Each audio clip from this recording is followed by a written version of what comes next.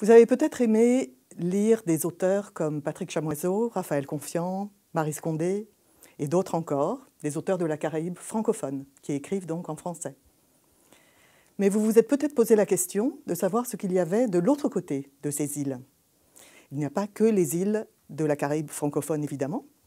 Il y a aussi donc les îles de la Caraïbe anglophone. Et vous avez peut-être eu envie, ou vous aurez peut-être envie, de découvrir des auteurs comme Ramabai Espinay, Shani Moutou, Derek Walcott et d'autres.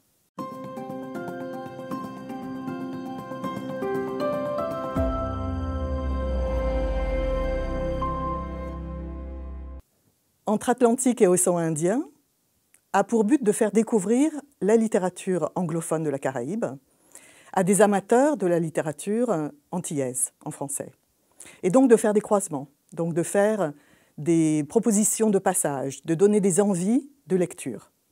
Donc ce n'est pas un livre strictement universitaire, c'est un livre qui recherche un public un petit peu plus large, un public de lecteurs éclairés qui aiment simplement la littérature antillaise et de la Caraïbe. La Caraïbe, c'est un archipel extrêmement varié, extrêmement divers, qu'on a tendance à associer beaucoup à l'Atlantique noir, à l'histoire de l'esclavage.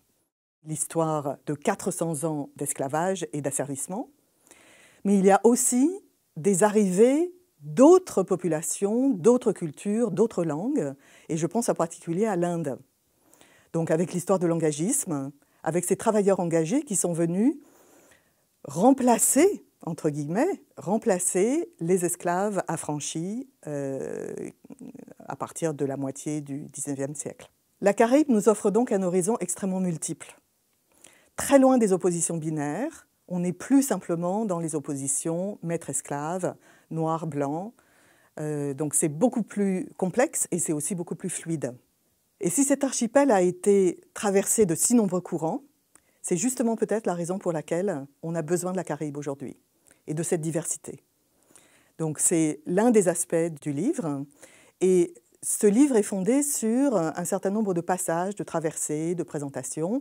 Donc bien sûr, le but, c'est de faire connaître la littérature anglophone en français, mais aussi de faire des ponts, des invitations à la lecture, donc des contextualisations historiques, mais aussi des micro-lectures.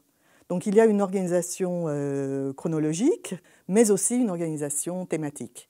Et puis il y a des points particuliers sur lesquels j'insiste. Par exemple, la présence des lettres.